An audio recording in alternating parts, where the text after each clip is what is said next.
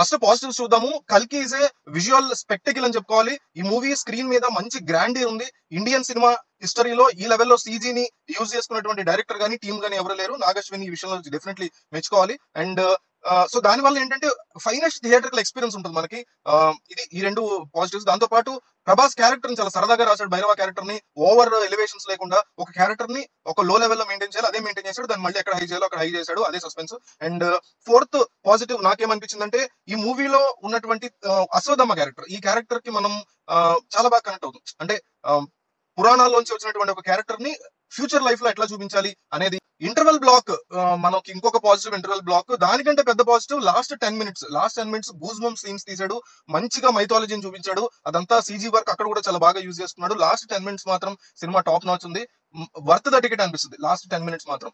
అయితే ఇవి పాజిటివ్స్. ఇక నెగిటివ్స్ విషయానికి వస్తే ఏంటంటే ఫస్ట్ అండ్ ఫార్మోస్ట్ నెగిటివ్ ఏంటంటే నాగశ్విన్ రాసుకున్నటువంటి స్క్రిప్ట్ అసలు సరిగ్గా రాసుకోవాలి. ఎందువల్ల ఈ శంబాలా కాన్సెప్ట్ ఏంటి, కాశీ ఏంటి, ఈ కాంప్లెక్స్ ఏంటి, అసలు దీనికి అర్థం ఏంటి, ఎందుకోసం జనం కొట్టుకుంటున్నారు అనేది ఎక్కడా కూడా చూపించడం, ప్రయత్నం, చెప్పడం ఇదేమీ లేదు. అసలు చాలా బ్లైండ్ గా మనల్ని ఆ వరల్డ్ లో తోసేస్తాడు. అక్కడే ఎందుకు కొట్టుకుంటున్నారు, దేనికోసం గొడవ పడుతున్నారు, ఆ బిడ్డ ఏంటి, ఎందుకు దీపికాకి ఆ బిడ్డ పుడుతున్నాడు, ఎందుకు, అసలు దీని వెనక స్టోరీ లేదు. సరే వెనక స్టోరీ చెప్పకపోయినా పర్లేదు, నడుస్తున్నటువంటి స్క్రీన్ ప్లే కూడా కాస్త కన్ఫ్యూజింగ్ గా ఎందుకు జరుగుతుంది ఇదంతా అనేది అర్థం లేకుండా రాసుకున్నాడు. కంప్లీట్ ఫెయిల్యూర్ స్క్రిప్ట్ రాసుకోవడం మాత్రం. విజువల్స్ ఎంత బాగా కాన్సన్ట్రేషన్ చేశాడు. నిజానికి క్యామియోస్ మీద అవసరం లేని కాన్సన్ట్రేషన్ పెట్టాడు, అదేదో స్క్రిప్ట్ మీద పెడితే బాగుంది అనిపించింది. అండ్ సెకండ్ బిగ్గెస్ట్ నెగిటివ్ ఏంటంటే ల్యాగ్ బాగా ఉంది సినిమాలో. అవసరం లేనటువంటి చోట విపరీతంగా ల్యాగ్ ఉంది.